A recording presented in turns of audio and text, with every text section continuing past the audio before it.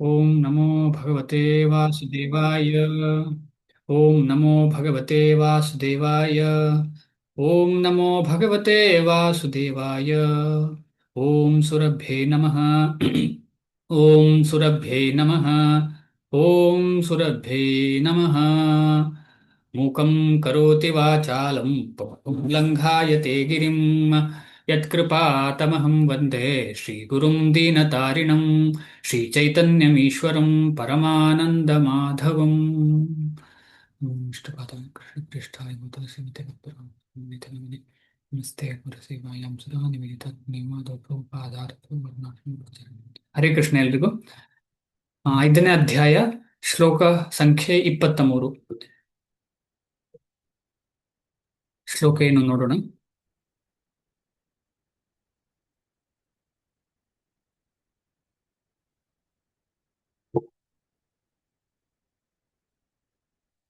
ಶಕ್ನೋತಿ ಹೈವ ಯಃ ಸೋಢುಂ ಪ್ರಾಕ್ ಶರೀರ ವಿಮೋಕ್ಷಣಾತ್ ಕಾಮಕ್ರೋಧೋದ್ಭವಂ ವೇಗಂ ಸಯುಕ್ತಃ ಸ ಸುಖೀ ನರಃ. ಸಯುಕ್ತಃ ಸ ಸುಖೀ ನರಃ. ಶಕ್ನೋತಿ ಹೈವ ಯಃ ಸೋಢುಂ ಪ್ರಾಕ್ ಶರೀರ ವಿಮೋಕ್ಷಣಾತ್ ಕಾಮಕ್ರೋಧೋದ್ಭವಂ ವೇಗಂ ಸಯುಕ್ತಃ ಸ ಸುಖೀ ನರಃ. ಶಕ್ನೋತಿ ಹೈವ ಯಃ ಸೋಢುಂ ಪ್ರಾಕ್ ಶರೀರ ವಿಮೋಕ್ಷಣಾತ್ ಕಾಮಃ ಕ್ರೋಧೋದ್ಭವಂ ವೇಗಂ ಸಯುಕ್ತಃ ಸ ಸುಖೀ ನರಃ. ಇದು ತುಂಬಾ ಇಂಪಾರ್ಟೆಂಟ್ ಶ್ಲೋಕ. ಈ ಎಲ್ಲ ಶ್ಲೋಕಗಳು ತುಂಬಾ ಇಂಪಾರ್ಟೆಂಟ್, ಯಾಕಂದ್ರೆ ನಮಗೆ ಅದು ಪ್ರಾಕ್ಟಿಕಲಿ ಗೊತ್ತಾಗುವ ಶ್ಲೋಕ. ಇದು ಬೇಜಾರು ಕೊಡುವ ಶ್ಲೋಕ ಕೂಡ, ಯಾಕಂದ್ರೆ ನಾವದು ಮಾಡ್ತಾ ಇರೋನಿಗೆ ಕಳ್ಳನಿಗೆ ಕಳ್ಳ ಅಂತ ಹೇಳಿದ್ರೆ ಖುಷಿ ಆಗತ್ತಾ? ಇಲ್ಲ, ಬೇಜಾರಾಗುತ್ತೆ. ಸೊ ಆದ ಕಾರಣ ನನಗೆ ಇದನ್ನು ಓದುವಾಗಲೇ ಬೇಜಾರಾಗಬೇಕು, ಆದ್ರೆ ಮಾತ್ರ ನಾವು ಮಾಡೋ ತಪ್ಪನ್ನು ಸರಿ ಮಾಡ್ಲಿಕ್ಕೆ ಸಾಧ್ಯ.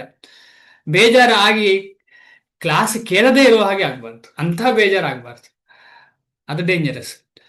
ಶಕ್ನೋತಿ, ಶಕ್ನಃ ಅಂದ್ರೆ ಸಮರ್ಥ, ಶಕ್ನೋತಿ ಸಮರ್ಥನಾಗುತ್ತಾನೋ, ಇಹ ಏವ ಸದ್ಯದ ಶರೀರದಲ್ಲಿ, ಅಂದ್ರೆ ಈಗ ಇರುವಂತಹ ಶರೀರದಲ್ಲಿ, ಈ ದೇಹದಲ್ಲಿಯೇ, ಯಹ ಯಾರು, ಸೋಢುಂ ಸಹಿಸುವುದು, ಸೋಢುಂ ಸಹಿಸುವುದು, ಅಥವಾ ತಿತಿಕ್ಷಾ ಸಹನಾಶೀಲತೆ, ತಿತಿಕ್ಷಾ ಸೋಢುಂ.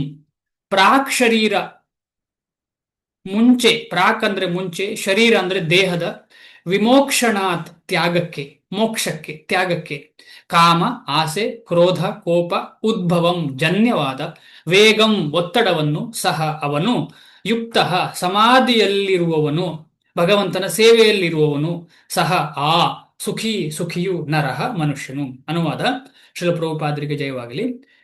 ಈ ದೇಹವನ್ನು ಬಿಡುವುದಕ್ಕೆ ಮೊದಲು, ಈ ದೇಹವನ್ನು ಅಂದ್ರೆ ದೇಹ ಅಂತ ಆಗೋಕ್ಕಿಂತ ಮೊದಲು, ಸಾಯೋಕ್ಕಿಂತ ಮುಂಚೆ, ಯಾವಾಗ ಸಾಯ್ತೇವೆ ಗೊತ್ತೇ ಇಲ್ಲ ನಮಗೆ. ಆದ ಕಾರಣ ಈ ಕ್ಷಣವೇ ನಾವು ಪ್ರಯತ್ನ ಪಡಬೇಕು. ಈ ದೇಹವನ್ನು ಬಿಡುವುದಕ್ಕೆ ಮೊದಲು ಐಹಿಕ ಇಂದ್ರಿಯಗಳ ಬಯಕೆಗಳನ್ನು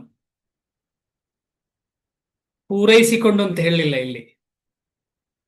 ನಮ್ಮ ಮೆಟೀರಿಯಲ್ ಅಂದ್ರೆ ಏನು, ಲೈಫ್ ಅಂದ್ರೆ ಏನು, ಈ ಸಾಯೋ ಮುಂಚೆ ಎಷ್ಟು ಬೇಕೋ ಅಷ್ಟು ತೃಪ್ತಿ ಪಡಬೇಕು, ಎಂಜಾಯ್ ಮಾಡಬೇಕು. ಇನ್ನೇನು, ಬೆಡ್ ಅಲ್ಲಿ ಮಲಗಿರ್ತಾರೆ, ಅವರ ಬಯಕೆ ಆಸೆಗಳಿರ್ತವೆ, ಅಯ್ಯೋ ಅವ್ರಿಗೆ ಇನ್ನು ತೃಪ್ತಿ ಆಗುದಿಲ್ಲ ಅಂತ ಹೇಳಿ ನಾವು ಕೊಡ್ತೀವಿ. ಅವ್ರಿಗೆ ಆ ಆಸೆ ಇದೆ, ಈ ಆಸೆ ಇದೆ ಅಂತ ಹೇಳಿ ಅವರನ್ನು ತೃಪ್ತಿ ಮಾಡ್ಲಿಕ್ಕೆ ಪ್ರಯತ್ನ ಪಡ್ತೇವೆ. ಇಲ್ಲಿ ಏನ್ ಹೇಳ್ತಾ ಇದ್ದಾರೆ, ಭಗವಂತನ ಭಕ್ತನಾದವನು ಇಂದ್ರಿಯ ಬಯಕೆಗಳನ್ನು ಸಹಿಸಿಕೊಂಡು, ಎಷ್ಟು ಎಷ್ಟು ಮೇಲೆ ಇರುವಂತಹ ಒಂದು ಕಾನ್ಸೆಪ್ಟ್ ಇದು ಅಂತ ಹೇಳಿದ್ರೆ, ಇದು ಪ್ರತಿಯೊಬ್ಬನಿಗೂ ಭಕ್ತಿಗೆ ಬಂದ ಮೇಲೆ, ಭಕ್ತಿಯಲ್ಲಿ ಮುಂದೆ ಹೋದ ಮೇಲೆ ಯಾವತ್ತೂ ಮಾಡಬೇಕಾದ ವಿಚಾರ. ಈಗ ಭಕ್ತಿಗೆ ನಾವೆಲ್ಲ ಬಂದಿದ್ದೇವೆ, ಇದನ್ನು ನಾವು ತಿಳ್ಕೊಂಡಿದ್ದೇವೆ. ಆಮೇಲೆ ಲಾಸ್ಟಿಗೆ ಭಕ್ತಿ ಸಿಕ್ಕಿದ ಮೇಲೆ, ಅಂದ್ರೆ ಭಗವಂತನ ಮೇಲೆ ಪ್ರೀತಿ ಸಿಕ್ಕಿದ ಮೇಲೆ ಕೂಡ ಕೇರ್ಫುಲ್ ಆಗಿರ್ಬೇಕು. ಇಲ್ಲಿರುವ ತನಕ ಅಂದ್ರೆ ಈ ದೇಹದಲ್ಲಿ ಇರುವ ತನಕ ಸಹಿಸಿಕೊಂಡು, ಕಾಮ ಕ್ರೋಧಗಳ ಆ ವೇಗವನ್ನು ತಡೆಯಲು ಶಕ್ತನಾದ ಮನುಷ್ಯನು ಈ ಲೋಕದಲ್ಲಿ ಒಳ್ಳೆಯ ಸ್ಥಿತಿಯಲ್ಲಿರುತ್ತಾನೆ ಮತ್ತು ಸುಖಿಯಾಗಿರುತ್ತಾನೆ. ಇದು ಗೋಲ್ಡನ್ ವರ್ಡ್ಸ್ ಭಗವಂತನು, ಇದು ಸತ್ಯ ವಿಚಾರ, ಇದರಲ್ಲಿ ಏನು ಸಂಶಯ ಇಲ್ಲ. ನಮಗೆಲ್ಲ ಗೊತ್ತಾಗ್ತದೆ ನಾವು ಎಷ್ಟರ ಮಟ್ಟಿಗೆ ಸಂಕಷ್ಟದಲ್ಲಿದ್ದೇವೆ, ಬೇಜಾರದಲ್ಲಿದ್ದೇವೆ ಅಂತ ಹೇಳಿ. ಕಾರಣ ಏನು? ಕಾರಣ ಇದೆ, ಇಂದ್ರಿಯ ಬಯಕದ ಹಿಂದೆ ಹೋಗುವುದೇ ನಮ್ಮ ಕಾರಣ. ನಮ್ಮ ಇಂದ್ರಿಯ ಬಯಕೆಗೆ ಸ್ಯಾಟಿಸ್ಫೈ ಆಗಲಿಲ್ಲ ಅಂತ ಹೇಳಿದ್ರೆ ಕ್ರೋಧ ಆಗುತ್ತೆ. ಆ ಕ್ರೋಧ ಆದವನಿಗೆ ಏನಾಗುತ್ತೆ? ಅವನಿಗೆ ಸುಖವಾಗಿರ್ಲಿಕ್ಕೆ ಸಾಧ್ಯವೇ ಇಲ್ಲ.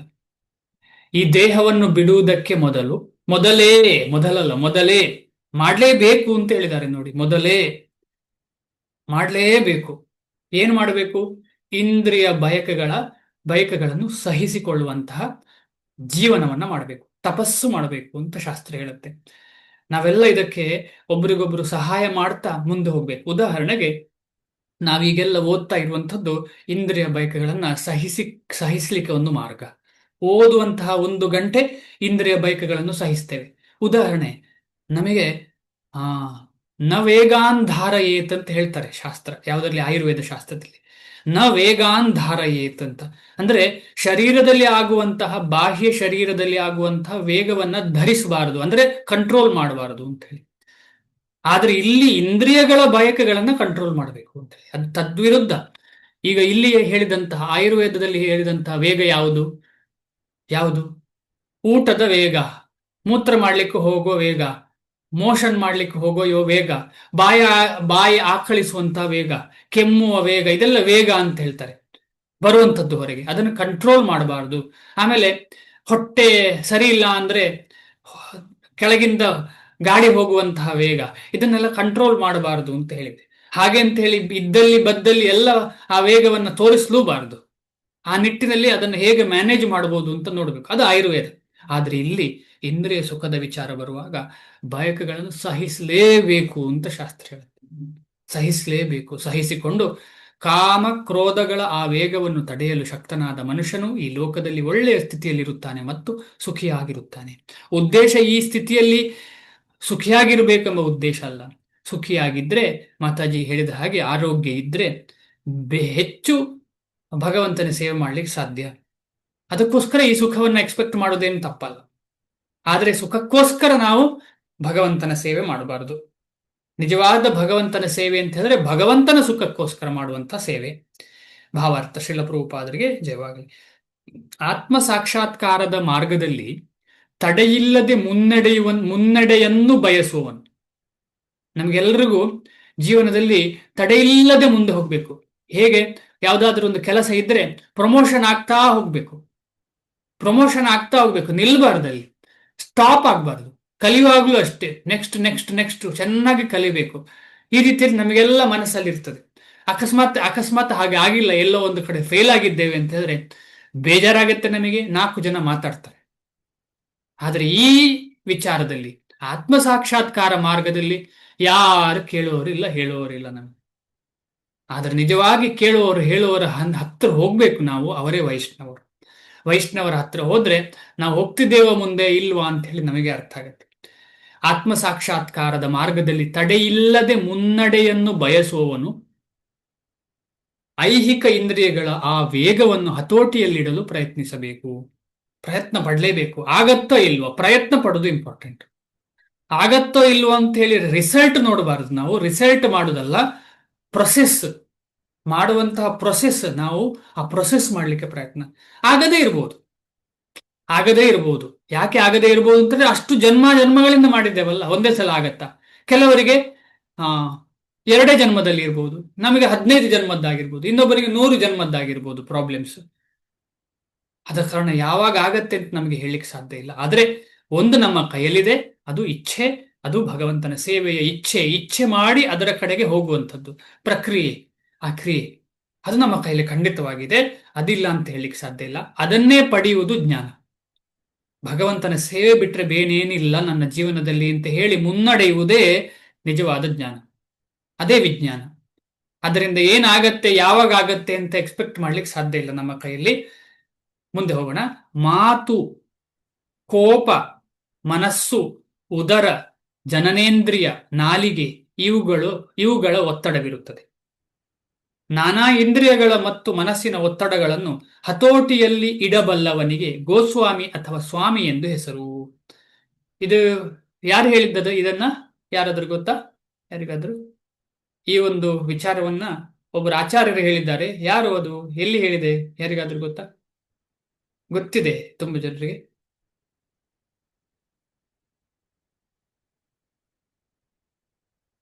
ಚಿಕ್ಕ ಪುಸ್ತಕ ಅದು, ಚಿಕ್ಕ ಪುಸ್ತಕ.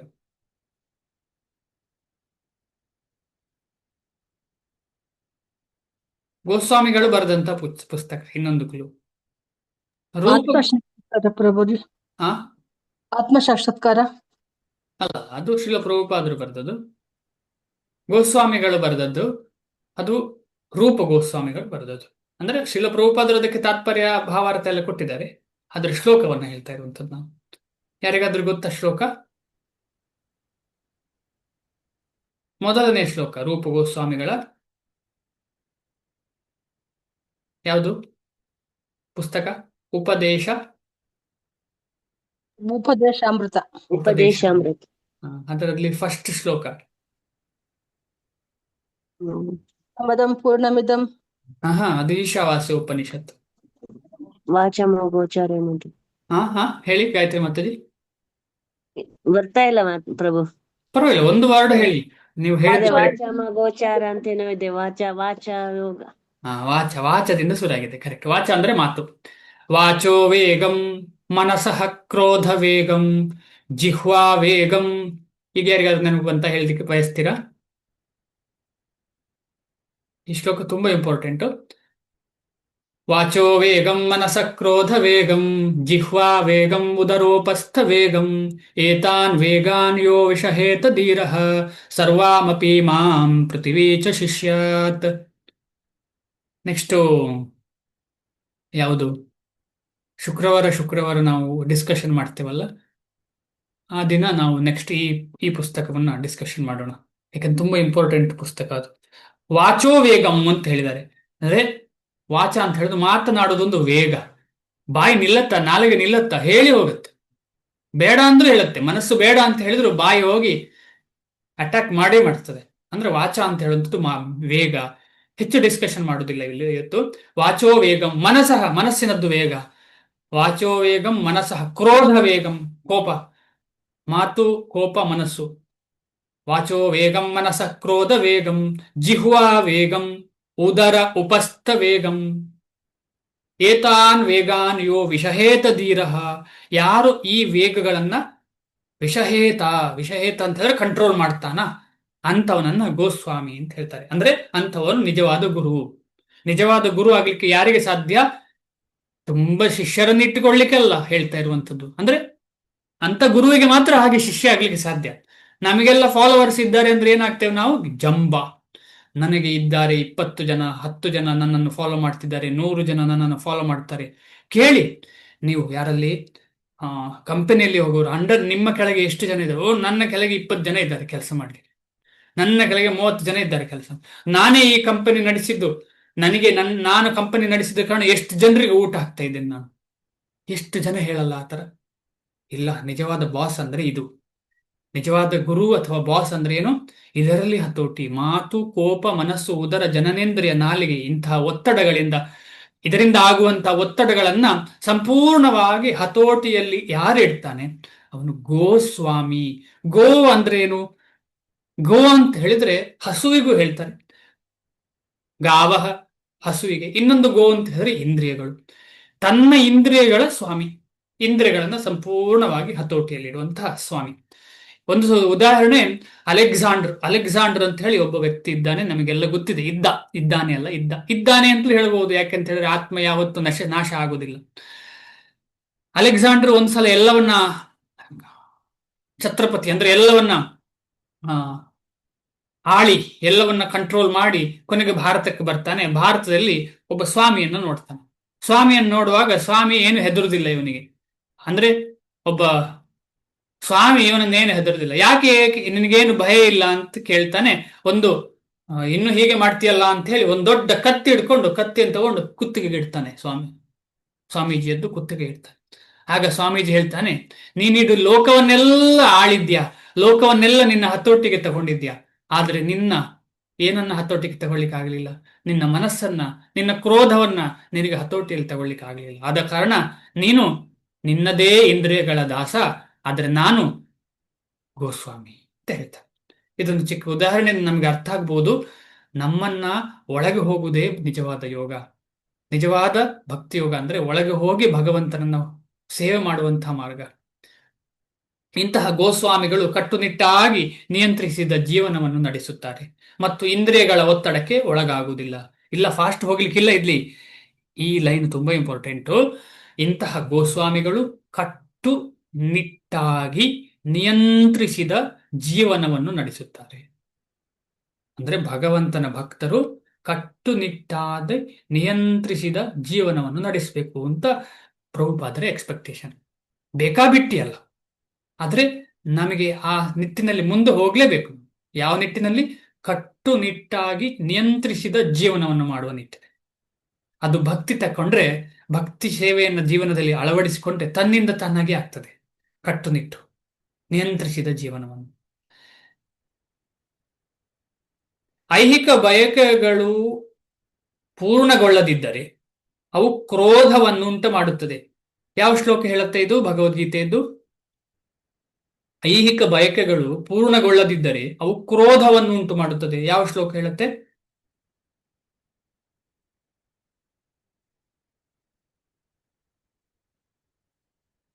ಚಿಂತನೆ ಮಾಡಿ. ಕಾಮದಿಂದ ಏನಾಗ್ತದೆ? ಕ್ರೋಧ. ಯಾವ ಶ್ಲೋಕ ಅದು? ಈಗಾಗಲೇ ಓದಿದ್ದೇವೆ ನಾವು ಅದನ್ನು. ಓದಿಲ್ವಾ? ಕಾಮಯಶ ಕ್ರೋಧ ಯಶ. ಅದು ಕರೆಕ್ಟ್. ಆ ಶ್ಲೋಕ ಅಲ್ಲ.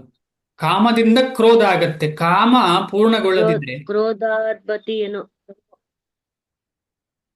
ಎಲ್ಲಿಂದ ಶುರು ಆಗುವುದು? ಇಂದ್ರಿಯ ತೃಪ್ತಿ ನೋಡುವುದರಿಂದ, ಕಣ್ಣಿಂದ ಶುರುವಾಗುವುದು. ಕಣ್ಣಿಂದ ಮಾತ್ರ ಅಲ್ಲ, ಕಿವಿಯಿಂದ ನೋಡಬಹುದು, ಕಣ್ಣಿಂದ ನೋಡಬಹುದು, ಚರ್ಮದಿಂದ ನೋಡಬಹುದು. ನೋಡುವುದರಿಂದ ಶುರು ಆಗುವುದು. ಧ್ಯಾಯತೋ ವಿಷಯಾನ್ ಪುಂಸಃ. ಧ್ಯಾನ ಮಾಡೋದ್ರಿಂದ. ಧ್ಯಾನ ನಾವೆಲ್ಲರೂ ಕಣ್ಣಿಲ್ಲದಿದ್ರೆ ಧ್ಯಾನ ಮಾಡ್ಲಿಕ್ಕೆ ಸಾಧ್ಯ ಇಲ್ಲ. ಅಂದ್ರೆ ವಿಷಯಗಳನ್ನೆಲ್ಲ ನೋಡಿಯೇ ನಾವು ಸುಖ ಪಡುವಂತ. ಈ ಕಣ್ಣೇ ಮಹಾ ಡೇಂಜರ್. ಕಣ್ಣೇ ಮಹಾ ಡೇಂಜರ್. ಆ ಕಣ್ಣನ್ನ ಕಿತ್ತು ತೆಗೆದದ್ದ ಎಲ್ಲ ಉದಾಹರಣೆಗಳಿವೆ. ಕಿತ್ತು ತೆಗೆದು ಕಣ್ಣೇ ನನಗೆ ಬೇಡ ಅಂತ ಹೇಳಿ ಕಿತ್ತು ತೆಗೆಯುವ ಉದಾಹರಣೆಗಳಿವೆ. ಆದ ಕಾರಣ ಯಾವಾಗ ನಾವು ಏನೋ ಒಂದು ವಿಚಾರದಲ್ಲಿ ಧ್ಯಾನ ಮಾಡ್ತೀವಿ, ಧ್ಯಾಯತೋ ವಿಷಯಾನ್ ಪುಂಸಃ, ಏನಾಗ್ತದೆ ಧ್ಯಾನ ಮಾಡುವಾಗ? ಸಂಗಹತೇಷು ಉಪಜಾಯತೆ. ಆಗ ಆ ವಿಷಯದಲ್ಲಿ ಸಂಘ ಉತ್ಪಾದನೆ ಆಗ್ತದೆ, ಸಂಘದ ಉತ್ಪತ್ತಿ ಆಗ್ತದೆ. ನಮಗೆ ಅದರ ಜೊತೆಗೆ ಸಂಘ ಆಗತ್ತೆ. ಈಗ ಮೊಬೈಲ್ ಬೇಕು ಅಂತ ಹೇಳಿ ನಾವು ಚಿಂತನೆ ಮಾಡ್ತೇವೆ. 4 ಜನ ಹೇಳ್ತಾರೆ ಆ ಮೊಬೈಲ್ ಒಳ್ಳೇದಿದೆ, ಈ ಮೊಬೈಲ್ ಒಳ್ಳೇದಿದೆ ಅಂತ ಹೇಳಿ 4 ಜನ ಹೇಳಿ, ಆಮೇಲೆ ನಮಗೆ ದ್ವಂದ್ವ ಆಗತ್ತೆ ಯಾವುದು ಅಂತ ಹೇಳಿ. ಆಮೇಲೆ ಕೊನೆಗೆ ದ್ವಂದ್ವ ಪರಿಹಾರ ಆಗಿ ಒಂದು ಮೊಬೈಲ್ನ ಮೇಲೆ ನಮ್ಮ ಬಾಳು ಸಿಗ್ತದೆ. ನಮಗೆ ಒಂದು ಮೊಬೈಲ್ಗೆ ಮೇಲೆ ನಾವು ಸರೆಂಡರ್ ಆಗ್ತೇವೆ. ಆಗ ಆ ಮೊಬೈಲ್ ಏನಾಗುತ್ತೆ? ನಮ್ಮ ದಾಸ ಅಲ್ಲ, ನಾವು ಮೊಬೈಲ್ ದಾಸ ಆಗ್ತೇವೆ. ಧ್ಯಾಯತೋ ವಿಷಯಾನ್ ಪುಂಸಃ ಸಂಗಹತೇಷು ಉಪಜಾಯತೆ. ಆ ಮೊಬೈಲಲ್ಲಿ ಸಂಪೂರ್ಣವಾಗಿ ಸಂಘ ಶುರು ಆಗ್ತದೆ ನಮಗೆ. ಯಾರಾದ್ರೂ ಕಿತ್ಕೊಂಡ್ರೆ ನನ್ನ ಆ ಮೊಬೈಲು, ಅಥವಾ ಎಲ್ಲಿಯೋ ಬಿಸಾಕಿ ಹೋದ್ರೆ ಏನಾಗತ್ತೆ? ಕ್ರೋಧಾತ್ ಭವತಿ. ಕ್ರೋಧ. ಕಾಮಾತ್ ಕ್ರೋಧೋಭಿಜಾಯತೆ, ಕ್ರೋಧಾತ್ ಭವತಿ ಸಮ್ಮೋಹ, ಸಮ್ಮೋಹ ಸ್ಮೃತಿ ವಿಭ್ರಮ, ಸ್ಮೃತಿರ್ಭ್ರಂಶೋ ಬುದ್ಧಿನಾಶ, ಬುದ್ಧಿನಾಶಾತ್ ಪ್ರಣಶ್ಯತಿ. ಈ ನಿಟ್ಟಿನಲ್ಲಿ ನಿಧಾನವಾಗಿ ಕೆಳಗೆ ಕೆಳಗೆ ಕೆಳಗೆ ಕೆಳಗೆ ಹೋಗ್ತವೆ. ಯಾವುದರಿಂದ? ಧ್ಯಾನದಿಂದ. ಎಲ್ಲಿ ಧ್ಯಾನ ಮಾಡ್ತಾ ಇರೋದು? ಇಂದ್ರಿಯ ತೃಪ್ತಿಯ ವಿಷಯಗಳಲ್ಲಿ ಧ್ಯಾನ.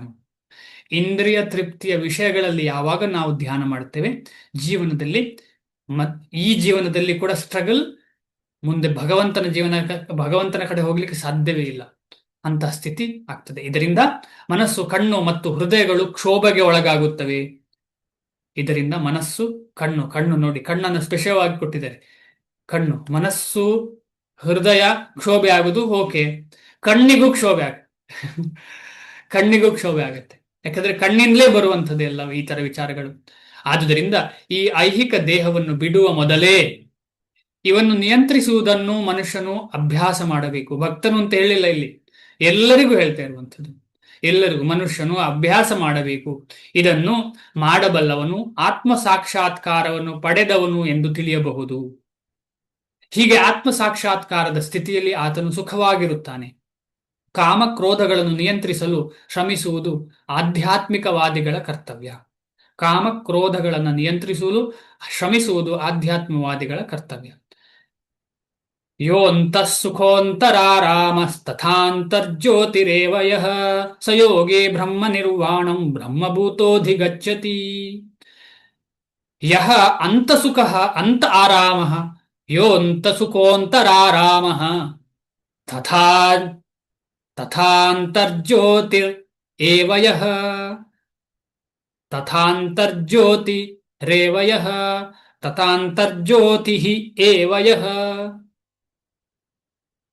ಸ ಯೋಗಿ ಬ್ರಹ್ಮ ನಿರ್ವಾಣಂ ಸ ಯೋಗಿ ಬ್ರಹ್ಮ ನಿರ್ವಾಣಂ ಬ್ರಹ್ಮಭೂತೋಧಿಗಚ್ಚತಿ ಬ್ರಹ್ಮಭೂತಃ ಅಧಿಗಚ್ಚತಿ ಬ್ರಹ್ಮಭೂತೋಧಿಗಚ್ಚತಿ ಅಧಿಗಚ್ಚತಿ ಗಚ್ಚತಿ ಅಂತ ಹೇಳಿದ್ರೆ ಹೋಗುವುದು ಅಧಿ ಅಂತ ಹೇಳಿದ್ರೆ ಮುಂದೆ ಮುಂದೆ ಹೋಗಿ ಏನನ್ನು ಪಡಿತಾನೆ ಆತ್ಮ ಸಾಕ್ಷಾತ್ಕಾರವನ್ನ ಬ್ರಹ್ಮಭೂತ ಪ್ಲಾಟ್ಫಾರ್ಮ್ ಅಂತ ಹೇಳ್ತಾರೆ ಶ್ರೀಲ ಪ್ರಭುಪಾದ ಅಂದ್ರೆ ಸಂಪೂರ್ಣವಾಗಿ ಭಗವಂತನ ನೆಲೆಯಲ್ಲಿ ಇರ್ತಾನೆ ಅನುವಾದ ಶ್ರೀಲ ಪ್ರಭುಪಾದರಿಗೆ ಜಯವಾಗಲಿ ಯಾರು ಆಂತರ್ಯದಲ್ಲಿ ಸುಖ ಪಡುತ್ತಾನೋ ಯಾರು ಆಂತರ್ಯದಲ್ಲಿಯೇ ಕ್ರಿಯಾಶೀಲನಾಗಿದ್ದು ಸಂತೋಷಿಸುತ್ತಾನೋ ಮತ್ತು ಯಾರ ಗುರಿಯು ಅಂತರ್ಮುಖಿಯಾಗಿದೆಯೋ ಅಂತಹವನು ವಾಸ್ತವವಾಗಿ ಪರಿಪೂರ್ಣ ಯೋಗಿ ಆತನು ಬ್ರಹ್ಮನಲ್ಲಿ ಮುಕ್ತನು ಮತ್ತು ಕಟ್ಟ ಕಡೆಗೆ ಪರಮಪ್ರಭುವನ್ನು ಹೊಂದುತ್ತಾನೆ ತುಂಬಾ ಇಂಪಾರ್ಟೆಂಟ್ ಶ್ಲೋಕ ನಮ್ಮ ಎಲ್ಲ ಭಕ್ತರಿಗೂ ತುಂಬಾ ಇಂಪಾರ್ಟೆಂಟ್ ಸುಮ್ಮನೆ ಯಾರ್ಯಾರ ಹತ್ರ ಮಾತಾಡಬಾರದು ಮಾತಾಡಿದ್ರೆ ಬರೀ ಕೃಷ್ಣನ ಬಗ್ಗೆ ಮಾತ್ರ ಇರಬೇಕು ಅಂತ ಹೇಳುದು ಶಾಸ್ತ್ರ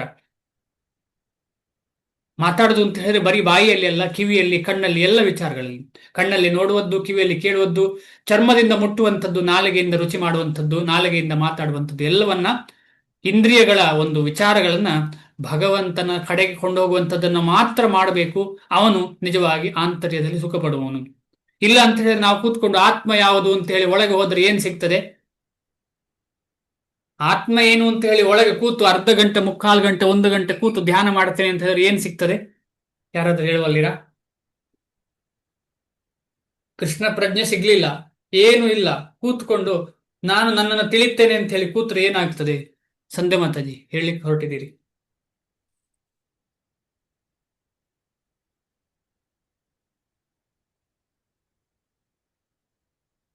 ಏನಾಗ್ತದೆ ಕೃಷ್ಣ ಭಕ್ತಿಗೆ ಬರಲಿಲ್ಲ ಅಂತ ಇಟ್ಕೊಳ್ಳೋಣ ಕೂತ್ಕೊಂಡು ಸಾಧನೆ ಮಾಡೋದು ನಾನು ಯಾರು ಅಂತ ತಿಳಿಲಿಕ್ಕೆ ಪ್ರಯತ್ನ ಪಡುವಂಥದ್ದು ಏನಾಗತ್ತೆ ಕಣ್ಣು ಮುಚ್ಚಿಕೊಂಡು ಒಳಗೆ ಹೋಗ್ಲಿಕ್ಕೆ ಪ್ರಯತ್ನ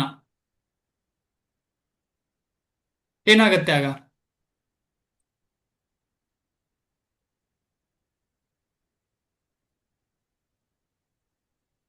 ನಿದ್ದೆ ಬರುತ್ತೆ ಅಂತ ಹೇಳ್ತಾರೆ ಶ್ರೀಲ ಪ್ರಭುಪಾದ ಏನಾಗುತ್ತೆ ನಿದ್ದೆ ಬರುತ್ತೆ ನಮ್ಮಂಥವ್ರಿಗೆ ಯಾಕಂದ್ರೆ ಅಷ್ಟು ಪ್ರಾಬ್ಲಮ್ ಇದೆ ಮನಸ್ಸಿನಲ್ಲಿ ಅಷ್ಟು ಪ್ರಾಬ್ಲಮ್ ಇದೆ ಹುಡುಕ್ಲಿಕ್ಕೆ ಸಾಧ್ಯವೇ ಇಲ್ಲ ಒಂದು ದೊಡ್ಡ ಜಾತ್ರೆಯಲ್ಲಿ ಒಂದು ಮಗು ಕಳ್ಕೊಂಡು ಹೋದ್ರೆ ಮಗುವನ್ನು ಹುಡಲಿಕ್ಕೆ ಎಷ್ಟು ಕಷ್ಟವೋ ಅದು 100 ಕೋಟಿ ಡಬ್ಬಲ್ ಕಷ್ಟ ಉಂಟಲ್ಲ ಅಂತಹ ಕಷ್ಟ ಇದು ಸಾಧ್ಯವೇ ಇಲ್ಲ ನಮ್ಮನ್ನು ನಾವು ಯಾರು ಅಂತ ಕಂಡು ಹಿಡಲಿಕ್ಕೆ ಅದರ ಪ್ರಯತ್ನ ಅಲ್ಲ ನಾವು ಮಾಡಬೇಕಾದ್ದು ನಾವು ಕೃಷ್ಣನ ಸೇವೆ ಮಾಡುವಾಗ ನಮ್ಮನ್ನು ನಾವು ಯಾರು ಅಂತ ಅರಿಲಿಕ್ಕೆ ಸುಲಭ ಆಗ್ತದೆ ಇದೇ ಭಕ್ತಿ ಮಾರ್ಗ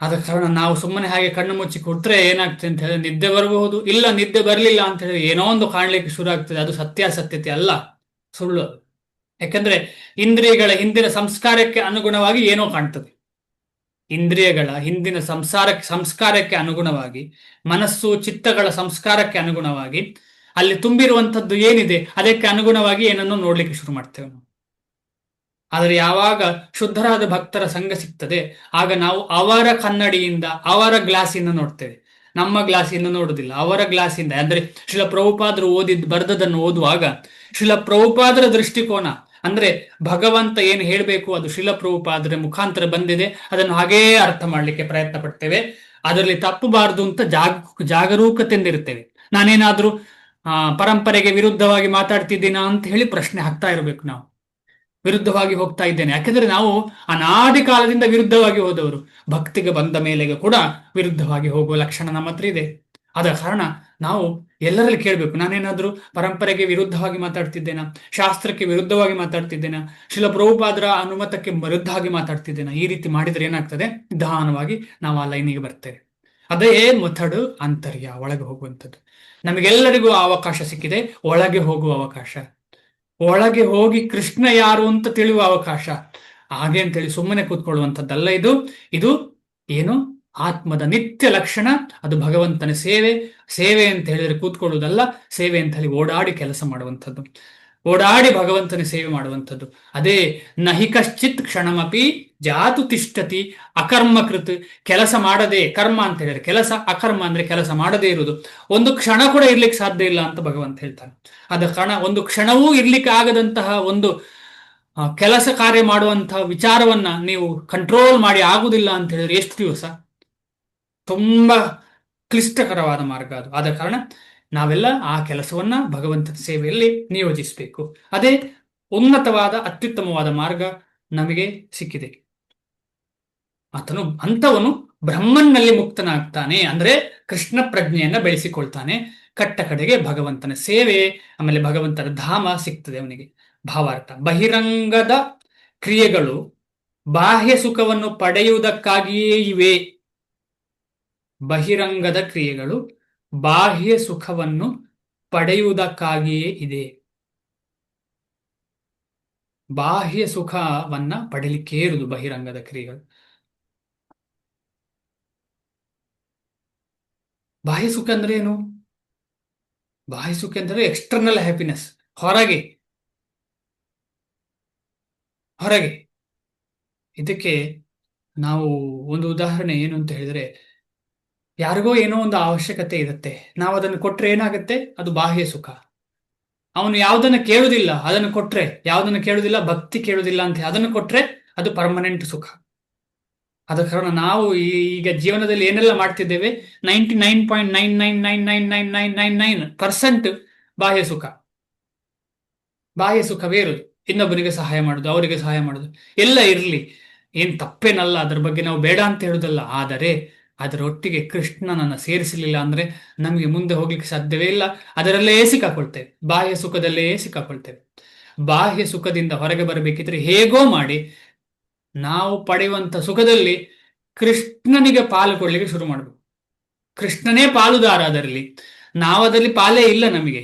ಅವನಿಗೆ ಕೊಟ್ಟ ಮೇಲೆ ಅವನು ಕೊಟ್ರೆ ಮಾತ್ರ ಪಾಲು. ಈಶಾವಾಸ್ಯಂ ಇದಂ ಸರ್ವಂ. ಇದೆಲ್ಲವೂ ಇಲ್ಲಿ ಕಾಣುವುದು ಎಲ್ಲವೂ ನನ್ನನ್ನು ಸಮೇತ ಸೇರಿಸಿ ಎಲ್ಲವೂ ಈಶಾವಾಸ್ಯಂ, ಎಲ್ಲವೂ ಭಗವಂತನದ್ದು, ಎಲ್ಲವೂ ಭಗವಂತನದ್ದು. ಆಮೇಲೆ ಭಗವಂತನಿಗೆ ಇಚ್ಛೆ ಪಟ್ಟು ಯತ್ಕಿಂಚಿತ್ ಜಗತ್ಯಾಂ ಜಿಗಿತ್, ಜಗತ್, ಈ ಜಗತ್ತಿನಲ್ಲಿರುವ ಕಿಂಚಿತ್ತು ಕೂಡ, ಎಲ್ಲವೂ ಸ್ವಲ್ಪ ಕೂಡ, ಎಲ್ಲವೂ ಅಣು ಅಣು ಅಣು ಅಣು ಕಣ ರೇಣು ಎಲ್ಲ ಕೂಡ ಭಗವಂತನದು. ಈಶಾವಾಸ್ಯಂ ವಿದಂ ಸರ್ವಂ ಯತ್ಕಿಂಚಿತ್ ಜಗತ್ಯಾಂ ಜಗತ್. ತೇ, ಇದು ಎರಡನೇ ಲೈನ್ ತುಂಬಾ ಇಂಪಾರ್ಟೆಂಟ್. ತೇನ ತ್ಯಕ್ತೇನ ಭುಂಜೀತ. ನಾವೇನ್ ಮಾಡ್ತಿದ್ದೇವೆ? ಭಗವಂತ ನಮಗೆ ಕೊಟ್ಟದನ್ನು ತ್ಯಕ್ತನಾದ ಅಂದ್ರೆ ತ್ಯಕ್ತ ಮಾಡಿ, ತ್ಯಕ್ತ ಅಂದ್ರೆ ತ್ಯಜಿಸಿದ್ದು. ನನಗೆ ಬೇಡ ಇದು ಅಂತ. ಈ ಭೂಮಿ ಅಂದ್ರೆ ಏನು? ಭಗವಂತನ ಭೋಗಕ್ಕ? ಇಲ್ಲ, ನನಗೆ ಬೇಡ, ಇವರೆಲ್ಲ ಭೋಗ ಪಡ್ತಿದ್ದಾರೆ, ಎಂಜಾಯ್ ಮಾಡ್ಲಿ ಅಂತ ತ್ಯಜಿಸಿದ್ದು ಭಗವಂತ. ಇವರ ಎಂಜಾಯ್ಗೋಸ್ಕರ, ಯಾರು ಎಂಜಾಯ್ಗೋಸ್ಕರ? ನನ್ನ ಎಂಜಾಯ್ಗೋಸ್ಕರ ಭಗವಂತ ಕೊಟ್ಟ. ಆದ್ರೆ ಆ ಎಂಜಾಯ್ಮೆಂಟ್ಗೋಸ್ಕರ ನಮಗೆ ಕೊಡುವಾಗ ಅದರ ಒಟ್ಟಿಗೆ ದುಃಖ ಇದೆ, ಅದು ತಿಳ್ಕೊಂಡು ನನ್ನ ಕಡೆ ಬರ್ಲಿ ಅಂತ ಹೇಳುವ ಮಾರ್ಗವನ್ನು ಕೂಡ ಭಗವಂತ ಕೊಟ್ಟ. ಅದು ಭಗವದ್ಗೀತೆ, ಭಾಗವತಂ, ಶಿಲಪ್ರಭುಪಾದರ ಮುಖಾಂತರ, ಆಮೇಲೆ ಬೇರೆ ಬೇರೆ ಆಚಾರ್ಯರು, ಎಲ್ಲ ವೈಷ್ಣವ ಪರಂಪರೆಗಳ ಮುಖಾಂತರ ನಮಗೆ ಸಿಕ್ಕಿದೆ ಹೊರಗೆ ಬರುವಂತಹ ಮಾರ್ಗ ಕೂಡ. ಆ ಬಾಗಿಲು ಕೂಡ ಕೊಟ್ಟಿದ್ದಾರೆ. ಇಲ್ಲಿ ಹೋಗು, ಒಳಗೆ ಎಷ್ಟು ಬೇಕೋ ಸರ್ಕಸ್ ಮಾಡು, ಆಮೇಲೆ ಇಲ್ಲಿಂದ ಹೊರಗೆ ಬನ್ನಿ ಅಂತ ಹೇಳಿದ್ದಾರೆ ಭಗವಂತ. ಅಲ್ಲಿಂದ ಹೊರಗೆ ಬರ್ಲಿಲ್ಲ ಅಂದ್ರೆ ನಿನಗೆ ಪುನಃ ಪುನಃ ಇದೇ ಸರ್ಕಸ್ಸೇ ನಿಂದ ಜೀವನ ಅಂತ ಭಗವಂತ ಹೇಳ್ತಿದ್ದಾರೆ. ಆದ ಕಾರಣ ಬಾಹ್ಯ ಸುಖದ ನಾವು ಈ ಪ್ರಯತ್ನದಲ್ಲಿ ಇದ್ದೇವೆ ಎಲ್ಲರೂ. ಅದಕ್ಕೆ ಬಂದ ಮಾಡೋದಷ್ಟು ಸುಲಭ ಅಲ್ಲ, ಆದರೆ ಅದಕ್ಕೆ ಒಂದು ಮಾತ್ರ ಮಾಡಬಹುದು, ಭಗವಂತನನ್ನ ಸೇರಿಸುವಂಥದ್ದು ಕಾರ್ಯ ಫಸ್ಟಿಗೆ ಮಾಡಬೇಕು. ಅದು ಮಾಡಿದ್ರೆ ನಿಧಾನವಾಗಿ ಗೊತ್ತಿಲ್ಲದೆ ನಮಗೆ ಬದಲಾವಣೆಯಾಗಿ ಸಂಪೂರ್ಣವಾಗಿ ಭಗವಂತನ ಸೇವೆ ಮಾತ್ರ ನಡೆಯುವಂತೆ ಆಗ್ತದೆ. ಆಗ ನಮಗೇನು ಬೇಜಾರಾಗುದಿಲ್ಲ. ಈಗ ಬೇಜಾರಾಗ್ತದೆ, ಭಗವಂತನ ಅಲ್ಲಿಗೆ, ಸಂಡೆ ಅಲ್ಲಿ ಹೋಗಿ ಸೇವೆ ಮಾಡ್ಬೇಕಲ್ಲ, ಸಂಡೆ ಬಂದ್ರೆ ಕಷ್ಟ. ಕೆಲವರಿಗೆ ಖುಷಿ, ಪ್ರಸಾದ ಸಿಗ್ತದೆ ಅಂತ ಇರಬಹುದು, ಯಾವುದೋ ಕಾರ್ಯಕ್ಕೆ ಇರಬಹುದು, ಅಥವಾ ಯಾರೋ ಫ್ರೆಂಡ್ ಸಿಗ್ತಾರೆ ಅಂತ ಹೇಳಿರ್ಬೋದು, ಇದೆಲ್ಲ ಕರೆಕ್ಟ್. ಆದರೆ ಯಾವಾಗ ನಮಗೆ ಎಲ್ಲ ರೀತಿಯಿಂದ ಭಗವಂತನ ಸೇವೆಯಲ್ಲಿಯೇ ಆನಂದ ದೊರಕ್ತಾ ಉಂಟು, ಆ ಹಂತಕ್ಕೆ ನಾವು ಯಾವಾಗ ತಲುಪ್ತೇವೆ ಆಗ ನಮಗೆ ಇನ್ನೂ ಬೇಕು, ಇನ್ನೂ ಬೇಕು. ಯಾವಾಗ ಸಂಡೆ ಬರಲಿಲ್ಲ, ಯಾವಾಗ ಮಂಡೇ ಬರಲಿಲ್ಲ ಅಂತ ಕಾಯ್ತಾ ಇರ್ತೇವೆ. ಯಾವಾಗ ಬೆಳಿಗ್ಗೆ ಆಗ್ಲಿಲ್ಲ ಸೇವೆ ಮಾಡ್ಲಿಕ್ಕೆ ಭಗವಂತನದು ಅಂತ. ಈಗ ನಮಗೇನಾಗ್ತದೆ, ಬೆಳಿಗ್ಗೆ ಅಲಾರಾಮ್ ಹೊಡೆಯುವಾಗ ಅಯ್ಯೋ ಯಾಕೆ ಹೊಡಿತಾ ಉಂಟು, ಅಯ್ಯೋ ಹರೇ ಕೃಷ್ಣ ಜಪ ಮಂತ್ರ 2 ಗಂಟೆ ಕೂತ್ಕೊಳ್ಬೇಕಲ್ಲ ಅಂತ ಅನ್ನಿಸ್ತದೆ. 1 ಗಂಟೆ ಕೂತ್ಕೊಳ್ಬೇಕಲ್ಲ, ಅಯ್ಯೋ ಈ ಕ್ಲಾಸ್ ಸ್ಟಾರ್ಟ್ ಮಾಡಿದ್ದಾರೆ, ಡೈಲಿ ಜಪ ಮಾಡಬೇಕು ಅಂತ ಹೇಳ್ತಿದ್ದಾರೆ, 1 ಮಾಲೆ ಮಾಡ್ಬೇಕಂತೆ ಅಂತ ಕಷ್ಟದಲ್ಲಿ ಮಾಡೋದು ನಮ್ಮ ಮನಸ್ಸಲ್ಲಿ. 16 ರೌಂಡ್ ಕಷ್ಟದಲ್ಲಿ ಮಾಡೋದು. ಕೆಲವು ದಿನ ಖುಷಿ ಇರ್ಬೋದು, ಕೆಲವು ದಿನ ಕಷ್ಟ.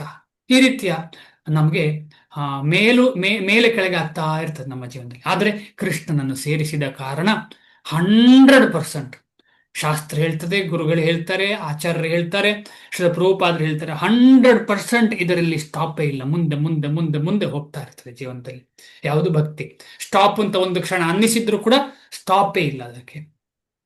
ಆದ ಕಾರಣ ಮುಕ್ತನಾದ ಮನುಷ್ಯನು ಹೇಗೆ, ಒಂದು ನಿಮಿಷ, ಮನುಷ್ಯನು ಅಂತರಂಗದಲ್ಲಿ ಸುಖವನ್ನು ಸವಿಯಲು ಅಸಮರ್ಥನಾದರೆ ಬಾಹ್ಯ ಸುಖವನ್ನು ನೀಡುವ ಈ ಕ್ರಿಯೆಗಳನ್ನು ಹೇಗೆ ತಾನೇ ಬಿಡಬಲ್ಲನು? ಈಗ ಅರ್ಥ ಆಯ್ತಲ್ಲ, ಇಲ್ಲಿ ನಮಗೆ ಬಾಹ್ಯ ಸುಖವನ್ನ ಬಿಡ್ಲಿಕ್ಕೆ ಸಾಧ್ಯವಿಲ್ಲ, ಆದರೆ ಅಂತರಂಗದಲ್ಲಿ ಸುಖವನ್ನು ಸವಿಯುವಂತಹ ಕಾರ್ಯವನ್ನು ಅದರ ಜೊತೆಗೆ ಸೇರಿಸಿದ್ದೇವೆ ನಾವು. ಯಾವುದರ ಜೊತೆ? ಇದರ ಜೊತೆ. ಬಾಹ್ಯ ಸುಖವನ್ನು ಬಿಡ್ಲಿಕ್ಕೆ ಆಗುದಿಲ್ಲಲ್ಲ, ಸರಿ, ಬಿಡ್ಲಿಕ್ಕೆ ಆಗುದಿಲ್ಲ, ಬೇಡ. ಆದ್ರೆ ಅಂತರಂಗದಲ್ಲಿ ಸುಖವನ್ನು ಸವಿಯುವಂತಹ ಕಾರ್ಯ ಯಾವುದು? ಯಾರಾದ್ರೂ ಹೇಳಿ. ಈಗ ತಾನೇ ಹೇಳಿ ಆಗಿದೆ, ಅಂತರಂಗದಲ್ಲಿ ಸುಖವನ್ನು ಸವಿಯುವಂತಹ ಕೆಲಸ ಏನು, ಕಾರ್ಯ ಯಾವುದು?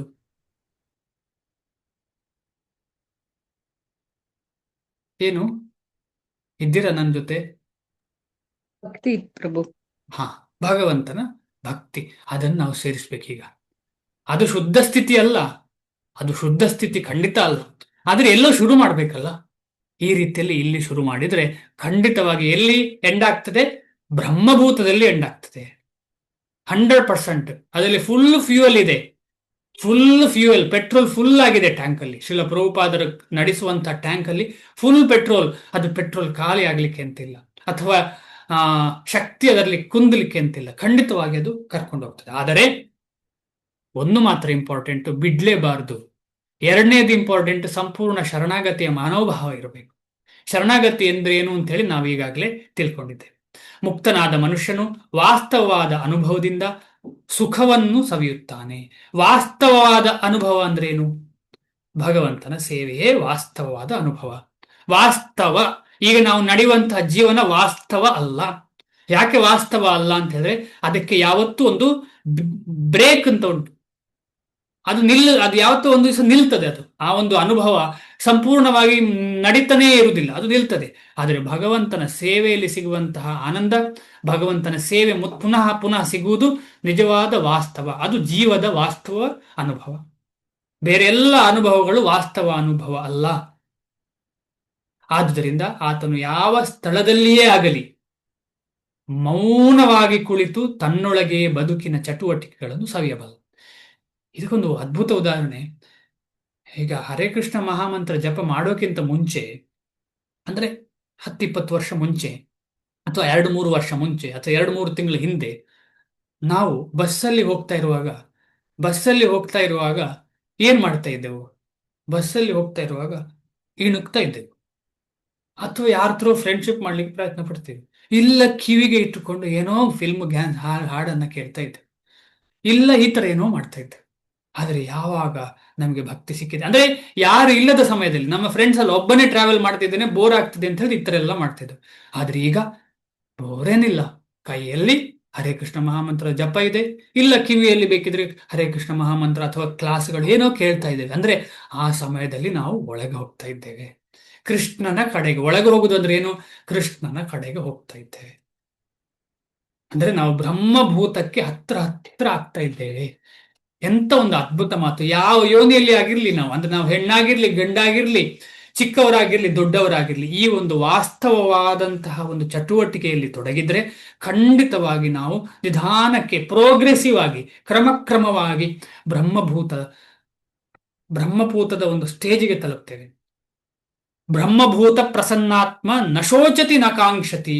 ಹಾಗೆ ಕೂತ್ಕೊಂಡು ಅಯ್ಯೋ ಸುಮ್ಮನೆ ಅಂತೇಳಿ, ಯಾವುದೋ ಒಂದು ಗವರ್ಮೆಂಟ್ ಆಫೀಸಿಗೆ ಹೋಗಿ ಏನೋ ಕೆಲಸ ಆಗ್ಬೇಕು ಅಂತ ಹೇಳಿ ಕಾಯ್ಬೇಕಾದ್ರೆ ಅಯ್ಯೋ ಎಷ್ಟೊತ್ತು ಕಾಯ್ತಾ ಇದ್ದೇವೆ. ಹಾಸ್ಪಿಟ್ಲಿಗೆ ಹೋಗಿ ಅಯ್ಯೋ ಎಷ್ಟೊತ್ತು, 2 ಗಂಟೆ ಆಯ್ತು ಕಾಯ್ತು. ಇಲ್ಲ, ಜಪಮಾಲೆ ಕೈಯಲ್ಲಿದ್ರೆ 2 ಗಂಟೆ ಆದ್ರೂ ಏನು ಚಿಂತೆ ಇಲ್ಲ, ಯಾಕೆಂದ್ರೆ ನಾನು ಒಳಗೆ ಜರ್ನಿ ಶುರುವಾಗಿದೆ. ಅದ್ಭುತವಾದ ವಿಚಾರ ಇದು. ಇಂತಹ ಮುಕ್ತನಾದ ಮನುಷ್ಯನು ಬಾಹ್ಯ ಐಹಿಕ ಸುಖವನ್ನು ಬಯಸುವುದಿಲ್ಲ. ಹಾಗೆ ಹೇಳಿ ಅಲ್ಲಿ ಹೋಗಿ ಕೂತ್ಕೊಂಡು ಒಳಗೆ ಹೋಗ್ಲಿಕ್ಕೆ ಆಗ್ತದಾ? ಇಲ್ಲ. ಯಾರಾದರೂ ನಾನು ಧ್ಯಾನ ಮಾಡ್ತೇನೆ, ಆಸ್ಪತ್ರೆಯಲ್ಲಿ ವೇಟ್ ಮಾಡಬೇಕು, ಕೂತು ಧ್ಯಾನ ಮಾಡ್ತೇನೆ, ಸಾಧ್ಯವಾ? ಇಲ್ಲ. ಹರೇ ಕೃಷ್ಣ ಮಹಾಮಂತ್ರ ನಿರಂತರವಾಗಿ ಎಲ್ಲ ಕಡೆ ಯಾವಾಗ ಬೇಕಿದ್ರು ಮಾಡುವಂತಹ ಒಂದು ಮಂತ್ರ. ಈ ಸ್ಥಿತಿಗೆ ಬ್ರಹ್ಮಭೂತ ಎಂದು ಹೆಸರು. ಇದನ್ನು ಸಾಧಿಸಿದರೆ ಭಗವದ್ಧಾಮಕ್ಕೆ ಮರಳುವುದು ಖಂಡಿತ. ಹರೇ ಕೃಷ್ಣ ಮಹಾಮಂತ್ರ ನಿರಂತರವಾಗಿ ಜಪ ಮಾಡುತ್ತಾ ಇದ್ರೆ ಇದನ್ನು ಸಾಧಿಸಿದರೆ ಭಗವದ್ಧಾಮಕ್ಕೆ ಮರಳುವುದು ಖಂಡಿತ. ಅಂತಹ ಆಶ್ವಾಸನೆ ಶ್ರೀಲ ಪ್ರಭುಪಾದರು ಈ ಭಾವಾರ್ಥದ ಮುಖಾಂತರ ನಮಗೆಲ್ಲ ಕೊಟ್ಟಿದ್ದಾರೆ. ನಮಗೆ ಅದರಲ್ಲಿ ನಂಬಿಕೆ ಇದ್ದರೆ ಅದೇ ಕ್ಷಣದಲ್ಲಿ ನಾವು ಅದನ್ನು ಮಾಡಲಿಕ್ಕೆ ಪ್ರಯತ್ನ ಪಟ್ಟರೆ ಖಂಡಿತವಾಗಿ ಈ ಒಂದು ಡೆಸ್ಟಿನೇಷನ್, ಬ್ರಹ್ಮಭೂತ ಡೆಸ್ಟಿನೇಷನ್ ಖಂಡಿತವಾಗಿ ನಾವು ತಲುಪ್ತೇವೆ. ಆಸೆಯಿಂದ ಕಾಯ್ಬೇಕು ಅಂತಿಲ್ಲ, ಪ್ರೊಸೆಸ್ ಮಾಡಿದ್ರೆ ಸಾಕು. ನಾವೆಲ್ಲ ಏನ್ ಮಾಡ್ತೇವೆ ಅಂದ್ರೆ, ಅಯ್ಯೋ ನನಗದು ಸಿಗುದಿಲ್ಲಲ್ಲ, ಅಯ್ಯೋ ಸಿಕ್ಕಿತಲ್ಲ. ಇಲ್ಲ, ಸಿಕ್ಕಿತೋ ಸಿಗುದಿಲ್ಲ ಅಲ್ಲ, ನಮ್ಮ ಪ್ರಯತ್ನ ಇಂಪಾರ್ಟೆಂಟ್. ಭಗವಂತ ಪ್ರಯತ್ನವನ್ನು ನೋಡ್ತಾನೆ. ಇಷ್ಟು ಹೇಳಿ ಇವತ್ತು ಇಲ್ಲಿಗೆ ನಿಲ್ಸೋಣ. ಇಲ್ಲಿಗೆ ವಿರಾಮ. ನಾಳೆ 25ನೇ ಶ್ಲೋಕ. ಏನಾದರೂ ಪ್ರಶ್ನೆ ಅಥವಾ ಏನಾದರೂ ಕರೆಕ್ಷನ್ ಇದ್ರೆ ದಯವಿಟ್ಟು ಅನ್ಮ್ಯೂಟ್ ಮಾಡ್ಕೊಳ್ಳಿ.